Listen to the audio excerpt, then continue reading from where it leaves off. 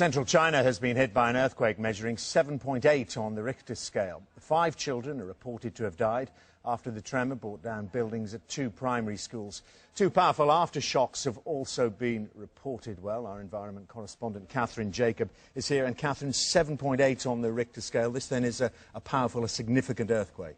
Yes, it certainly is, Dermot. If you consider that the Richter scale ranges from 0 to 9, obviously 7.8 is fairly high up there. It hit, as you say, in central China, in the province of Sichuan, and it hit about 100 kilometres, or less than 60 miles away from the provincial capital, which is called Chengdu.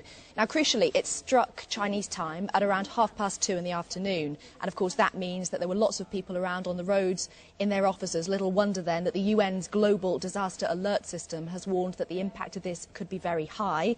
As you say, we know that at least 4 children are dead and hundreds injured after 2 schools collapsed in central China, in Chongqing, which is next to the Sichuan province.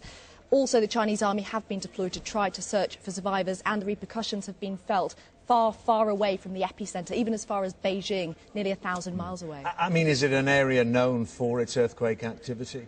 It is. China generally is well used to earthquakes. In fact, there was one in a different province which was about 7.2 on the Richter scale in March. However, you can never tell. It depends on the timing, of course. As we've said, this was early afternoon, and indeed where the epicentre is. This wasn't far indeed from the provincial capital. Lots and lots of people around. As far as Beijing goes, buildings there were said to have tremored for around 2 minutes, and of course lots of places evacuated, including the headquarters of the Olympic Committee there in Beijing. However, from there anyway, no injuries reported so far. And it takes a while, doesn't it, for us to hear the full extent of the damage there. How accessible is the region?